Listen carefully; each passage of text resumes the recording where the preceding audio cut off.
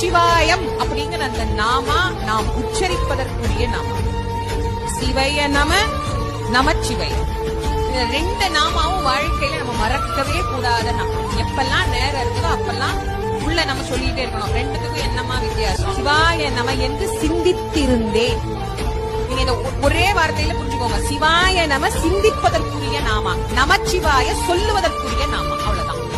நீங்க மனசுக்குள்ள ஜெபம் பண்ணணும்னா சிவாய நம, வாய் விட்டு சொல்லணும்னா நமச்சிவாய. அத மாணிக்க வாசகர் முதல்ல எழுதிட்டார். நமச்சிவாயவ சத்தமா சொல்லு, சிவாய நமவ மனசுக்குள்ள நினைச்சுக்கோ.